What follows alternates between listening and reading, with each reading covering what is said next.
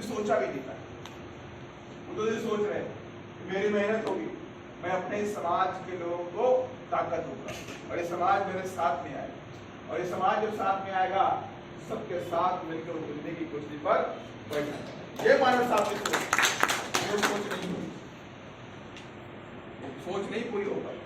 और आज हम लोग उसी सोच को लेकर आगे चल रहे हैं कि हम दिल्ली की कुर्सी पर बैठेंगे।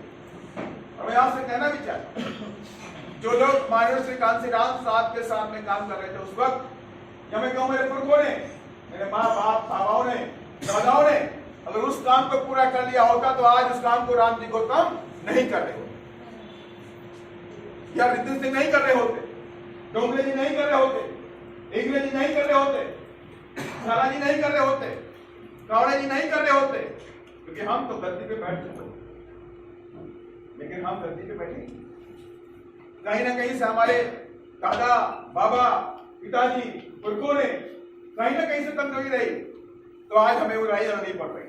ये सत्ता का महासंग्राम लड़ना ही पड़ेगा। आज हम कामयाब नहीं होंगे तो कल मेरा बेटा भी आएगा, वो भी सत्य के महासंग्राम को नीले झंडे को लेकर जंग मैदान में फूल पड़ेगा। लड़ाई चाहिए नहीं, इसलिए मैं आप सबसे कहना चाहता हूं, बर्बादी आने से पहले हमें अपनी जंग को मजबूत करना होगा। इस सत्ता का महासंग्राम है। 2024 के बाद संविधान को कमजोर कर दिया जाएगा। संविधान खत्म हो गया तो कुछ नहीं बचा। आज अखबारों में खबर आई कि भारतीय जनता पार्टी राज्यसभा के अंदर बहुमत में आने वाली, सिर्फ 4 सीटें उसके पास खाली बची, और 4 सीटें और जाए। राज्यसभा के अंदर भारतीय जनता पार्टी के पास 4 और सांसद पहुंच गए तो पूरा बहुमत उसके पास, पूरा बहुमत उसके पास।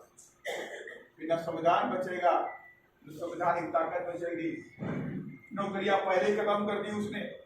आज हमारे युवा बेरोजगार हो रहे, सुसाइड कर रहे। मैं अस्पताल में बैठा था परसों भोपाल के अंदर, एक इनोग्रेशन था, तो हॉस्पिटल में गया तो अपने लोगों का हॉस्पिटल था, अपने समाज के बंदे थे, तो उन्होंने बताया साहब डेली एक एक्सीडेंट का केस आता है। मैंने कैसा केस आता है? कहा डेली मेरे पास एक सुसाइड का केस आता है। क्या बता रहे हो भाई? जी सर, डेली मेरे पास एक सुसाइड का केस आता है, चाहे लड़का हो या लड़की। हमका रीजन क्या होता है? रीजन है मात्र डिप्रेशन और नौकरी, बेरोजगारी। पढ़ने के बाद भी बेरोजगार रहे, परिवार के लोगों ने 10 लाख रुपए लगा दिए, लेकिन आके घर में बैठे नौकरियां नहीं, माने की नौकरी का काम करते। नौकरियां कहाँ गई? अदानी अंबानी के परिवार वालों के पास। और आपके पास नौकरी कौन सी बची? ट्रेनों में टॉयलेट साफ करने। देखा ही नहीं देखा? ट्रेनों में जो अटेंडेंट होता है उससे कभी पूछेगा भाई किस जात के हो, तो बताएगा साहब हम तो फलाने जाते। क्या कर, कितनी पढ़ाई की हो? कहेगा बीएससी किया है, बीएससी मैथ किया हूं, बायो से किया हूं। और क्या करता है? ट्रेन के अंदर कंबल चादर बांटता है बेचारा, सफाई नहीं करता। और टॉयलेट में कोई आता है टॉयलेट साफ करो तो टॉयलेट भी साफ करके आता है। जब मेरा मोस्टली ट्रेन में जाना होता है, जब मैं ट्रेन में जाता हूँ तो उन्हें इंफॉर्मेशन होती है कि कोई सांसद आने वाला है, तो जैसे सुनते हैं लोग बीएसपी का सांसद, तो पहले ही जा करते हैं साहब मेरी पार्टी का सांसद, पहले से बढ़िया सा केबिन को ठीक करके रखते हैं। जब मैं पहुंचता हूँ तो फोटो सब एक फोटो जाता है, मैं समझ जाता हूँ जब फोटो कहता है तो मैं समझ जाता हूँ कि मेरा अपना। तो मैं पूछता हूँ बेटा कहाँ से? कोई कहता है सर हिंदी का हूँ, मैं महाराष्ट्र का हूँ, मैं बिहार से आया हूँ। तो मैं पूछता हूँ कि क्या कितनी पढ़ाई करे हो? बोला साहब मैं बीएससी मैथ फर्स्ट क्लास में पास।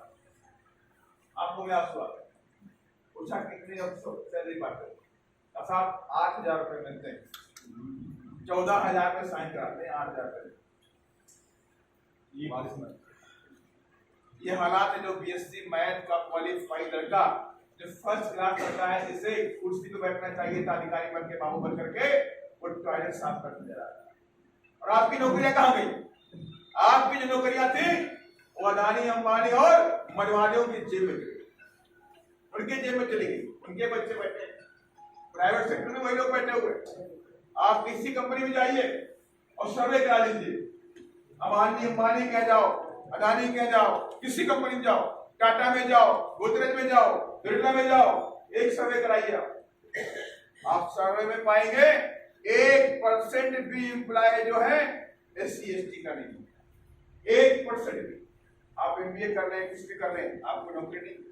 आप बिजनेस करते तो आपके सामने चैलेंज होता है, और आप बिजनेस शुरू कर दीजिए और वो जान जाए कि आपकी जात ये है, तो आपका बिजनेस ठप हो जाए, आपसे माल लेना बंद कर देंगे, आपसे डीलिंग करना बंद कर देंगे। ये हालात इस देश के अंदर है, और उसके बाद भी हम क्या सोचते हैं, उसके बाद भी हम साइलेंट बैठे हुए हैं। कोई कहेगा RBI जिंदाबाद, कोई कहेगा मोदी जिंदाबाद, कोई कहेगा कांग्रेस जिंदाबाद, कोई कहेगा BJP जिंदाबाद। होता है कि नहीं होता है? और जो आपकी विचारधारा को, महापुरुषों की विचारधारा को लेकर चलने वाली पार्टी बहुजन समाज पार्टी इस देश के अंदर डंके की चोट पे आपके लिए खड़ी है, उसके जिंदाबाद करूंगा। उसके लिए तमाम तरह के क्वेश्चन आते हैं, अरे ये लोग ऐसा करते हैं, ये लोग ऐसा करते हैं, ये लोग ऐसा करते हैं। अब ये आप न्यूज़पेपर पढ़े होंगे, सुप्रीम कोर्ट ने कहा इलेक्ट्रल बॉन्ड जो होता है अनलीगल है, इलीगल है, कहानी का इसका हिसाब देना चाहिए। भारतीय जनता पार्टी के पास दिखाया कि एक साल में 6500 करोड़ 6558 करोड़ रुपए के इलेक्ट्रल बॉन्ड है। नंबर 2 पे कांग्रेस, नंबर 3 पर TMC, फिर अलग अलग पार्टियां 9 पे, और BSP बात आई तो लिखा 0।